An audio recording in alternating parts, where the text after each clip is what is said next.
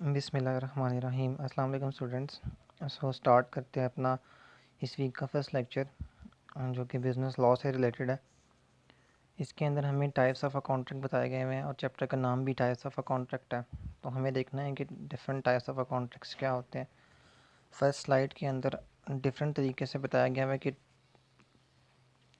जब हम कैटेगराइज करते हैं किसी भी कॉन्ट्रैक्ट को, तो वो 4 तरह से होती है। वैसे तो मोर देन 4 वेज़ भी हैं, पर लेकिन हमारी बुक के अंदर 4 तरीके बताए गए हुए हैं कि 4 तरह से कोई भी कॉन्ट्रैक्ट बनता है और डिफरेंट अथॉरिटी रखता है उससे रिलेटेड। और सबसे पहला जो है हमारा इस स्लाइड के अंदर जो बताया जा रहा है, legal effect. Types of a contract by legal effect. इसमें जब भी आप कॉन्ट्रैक्ट बनाते हो तो उसका लीगल इफ़ेक्ट क्या होता है कि दोनों पार्टीज़ के ऊपर क्या लीगल ऑब्लिगेशंस आती हैं और किस तरह से वो आगे प्रोसीड करते हैं। इसमें कुछ लीगल इफ़ेक्ट की भी आगे से कैटेगरीज हैं, टाइप्स हैं।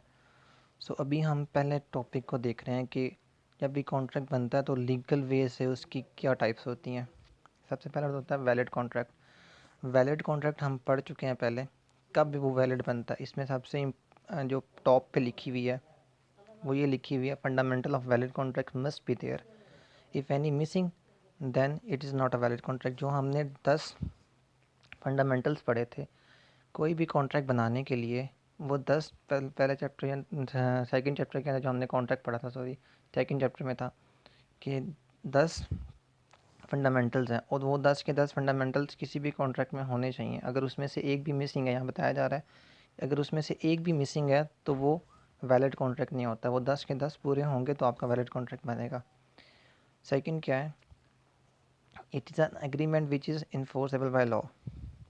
इसके अंदर क्या है कि जो इन्फोर्स करवाया जा सके बाय लॉ, तब वो वैलिड होता है। उसके बाद all parties legally responsible for performance. दोनों की जितनी भी पार्टीज़ हैं उसमें लीगल ऑब्लिगेशन उनके ऊपर आए, उन्होंने लीगली उसको प्रोसीड करना है, उसको परफॉर्म करना है। एबिलिटी आती है दोनों जितनी भी पार्टीज उस कॉन्ट्रैक्ट के अंदर होती हैं, ये तीसरी टर्म है इसकी। उसके बाद एग्जाम्पल पुट कर रहा है यहाँ पे, aggrieve party can sue the guilty party. Aggrieve party होती है जो कॉन्ट्रैक्ट तोड़ती नहीं है, और गिल्टी पार्टी होती है जो कॉन्ट्रैक्ट तोड़ रही होती है, पूरा नहीं कर रही होती। इफ़ प्रॉमिस इज़ ब्रोकन, अगर तोड़ दिया जाता है प्रॉमिस, क्या होता है, Anjum offers to sell a machine to Bunty Bunty for 50,000। Anjum Bunty को कह रहा है कि मैं तुम्हें 50,000 की मशीन बेच रहा हूँ, पर बंटी एक्सेप्ट्स, बंटी कहता है कि ठीक है मुझे लेनी भी है। At that time the performance Anjum fails to perform. Anjum जो है वो नहीं दे पाता किसी वजह से। Now Bunty beings aggrieve party, तो बंटी जो है वो उसके ऊपर केस कर सकता है, कैंसू केस कर सकता है और उसको अदालत में लेके जा सकता है। अगर उन्होंने सारी कंडीशंस पूरी की हैं, 10 की 10 फंडामेंटल्स पूरे किए हैं, तो यहाँ पे बंटी जो है अंजुम के ऊपर केस कर सकता है, सू कर सकता है। तो वैलिड कॉन्ट्रैक्ट कब बनता है, जब वो 10 के 10 एसेंशियल्स पूरे हों, वो फंडामेंटल्स पूरे किए जाएँ। सेकंड, इन्फोर्सेबल बाय लॉ, वो सबसे इम्पोर्टेंट चीज़। और उसके बाद दोनों पार्टीज़ के ऊपर लीगल रिस्पॉन्सिबिलिटी आए। उसके बाद उन्होंने एग्जांपल दिए हैं कि अगर एक पार्टी जो है अंजुम है और एक पार्टी जो है बंटी है।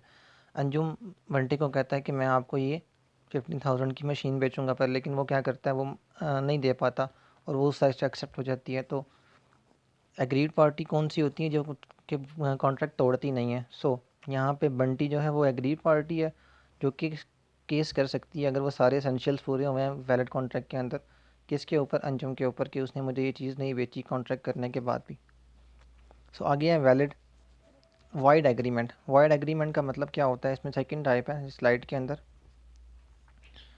वाइड का मतलब वो क्या आसानी से तोड़ा जा सके, उसमें कोई बाइंडिंग नहीं होती।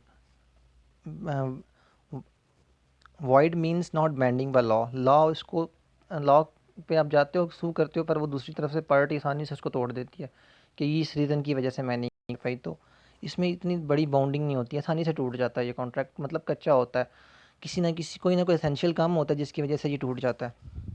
वॉइड का मतलब होता है कोई भी एग्रीमेंट जो आसानी से टूट जाए। Void means not binding by law, कि लॉ की टर्म में ये स्ट्रांग नहीं है, ये टूट सकता है आसानी से, ऐसा कहते हैं वॉइड एग्रीमेंट। वाइड का मीनिंग ये होता है। अब देखते हैं आगे, उन्होंने एग्जांपल पुट किया, in such agreement one or more fundamental elements of contract are missing except free consent. इसमें क्या होता है, वो सिंपल लाइन बता रहे हैं कि वो उन 10 फंडामेंटल्स में से कोई ना कोई मिसिंग होता है। For example, A agrees to sell B a house for 70 lakh. A B को कहते हैं कि मैं तुम्हें 70 लाख का ये घर बेचूंगा, but the house was already demolish due to earthquake. पर लेकिन जल्द आने की वजह से वो गिर जाता है या ख़राब हो जाता है, जो भी होता है at the time of contract, but both of the parties were not aware of it. पर लेकिन कॉन्ट्रैक्ट होने तक दोनों पार्टीज़ को नहीं पता होता, दोनों पार्टीज इस चीज़ से अवेयर नहीं होती। पर अब वो परफॉर्मेंस नहीं हो सकती उस घर के ऊपर, ना पैसे लेके काम किया जा सकता है, ना ही वो घर की पोजेशन दी जा सकती दूसरी पार्टी को। सो ये कॉन्ट्रैक्ट ऑटोमेटिकली वाइड हो जाएगा, ख़त्म हो जाएगा, क्योंकि वो परफॉर्मेंस नहीं हो सकती उस घर के कोलैप्स होने की वजह से। Such agreements are not enforceable by law. और इसमें नेक्स्ट कंडीशन क्या होती है कि ऐसे लॉ जो होते हैं, लॉ इनको इन्फोर्स नहीं कर सकता। लॉ में हम नहीं लेके जा सकते कि एक दूसरे के ऊपर सू नहीं कर सकते। It does not create legal relationship, इसमें कोई लीगल रिलेशनशिप नहीं बनती। दीज एग्रीमेंट्स आर एब इंशो। एब इंशो का मतलब होता है, एब इनिशो सॉरी, इसका मतलब होता है कि शुरू से ही, यानी कि वाइड होता है, ये स्टार्टिंग पॉइंट से ही कहीं ना कहीं वाइड होता है। और नेक्स्ट लास्ट वन पॉइंट क्या है कि parties will return any benefit received in wide contract. इसमें किसी को कोई फ़ायदा नहीं होता, और फ़ायदा लिए बगैर पार्टीज़ विल रिटर्न, वापस आ जाती हैं, any benefit received in the wide contract. क्योंकि वो जब आपने फ़ायदा किस में लेना है, अपने वो घर ले मिलेगा आपको, 70 लाखों से दोगे आप तो आपको घर मिलेगा, और घर में आपका फ़ायदा, आप घर चाह रहे हो, तो वो घर गिरा हुआ है ऑलरेडी, तो आपको उसमें फ़ायदा नहीं नज़र आ रहा। आप तो ये वाइड जो है वो आपको फ़ायदा नहीं देता एट द एंड। सो मैं इसको रिपीट करता हूँ कि आपका वाइड एग्रीमेंट कौन कौन सा होता है। सबसे पहले उसमें कोई बाइंडिंग नहीं होती लॉ की दोनों के ऊपर, जितनी भी पार्टीज होती हैं। उसके बाद अगर उन्होंने एग्जांपल दिए कि ए बी को 70 लाख का घर बेच रहा है, उसमें कोई ना कोई मिसिंग होता है। फंडामेंटल एलिमेंट्स जो 10 हैं उनमें से कोई ना कोई एक मिसिंग होता है। उसके बाद ए बी को ऑफ़र दे रहा है 70 लाख की घर बेचने की, पर लेकिन घर दोनों की सोच में आने से पहले या फिर पता लगने से पहले वो गिर जाता है, तो ये ऑटोमेटिकली वाइड हो जाता है, ख़त्म हो जाता है, और ये इन्फोर्सेबल बाय लॉ नहीं होता। इसके अलावा ये लीगल रिलेशनशिप नहीं होती इससे, और मोस्टली वाइड एग्रीमेंट शुरू से ही वाइड होते हैं। इसके अलावा कोई फ़ायदा नहीं होता वाइड एग्रीमेंट के अंदर पार्टीज़ को। नेक्स्ट है वाइड कॉन्ट्रैक्ट्स। वाइड कॉन्ट्रैक्ट के अंदर क्या होता है, these contract cease to be enforce by law become void. या ये वाले कॉन्ट्रैक्ट जो होते हैं enforceable, to be enforceable by law becomes void, पर शुरू में तो होते हैं पर बाद में लेटर ऑन जाके ना ये वाइड हो जाते हैं। The contract ceases to be enforceable by law void, क्योंकि जब हम लॉ के पास लेके जाते हैं ना, लॉ में जाने के बाद किसी ना किसी वजह से ये वाइड हो जाते हैं। और नीचे उन्होंने सेकंड क्या दिया हुआ है, शुरू में तो बनता है और कुछ ना कुछ टर्म्स चलती भी हैं, पर लेकिन जब उस पर केस किया जाता है तो दूसरी पार्टी आसानी से उसको वाइड कंसिडर कर देती है कि ये है ही वाइड था, मैं इसको इसलिए परफॉर्म नहीं कर पाई। फर्दर क्या है, the contract was valid when it was performed या formed sorry, when it was form, जब बनाया जाता है।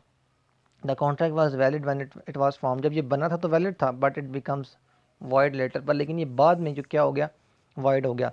मतलब पहले तो हमने कॉन्ट्रैक्ट किया, वो घर मैं आपको दूंगा इस तरह से, और वो कहता है कि ठीक है, और वो कॉन्ट्रैक्ट कर लेते हैं, और जब कॉन्ट्रैक्ट की बारी आती है तो एक दिन पहले जो है ना वो दलाला आता है या फिर कोई इस तरह की चीज़ आती है जिसकी वजह से घर गिर जाता है, तो अब परफॉर्मेंस नहीं हो सकती, तो ये बाद में वाइड बना है। तो अब केस नहीं कर सकती एक पार्टी दूसरी पार्टी में before the performance due to some reasons, कुछ रीजंस की वजह से वो आगे नहीं चल सकता।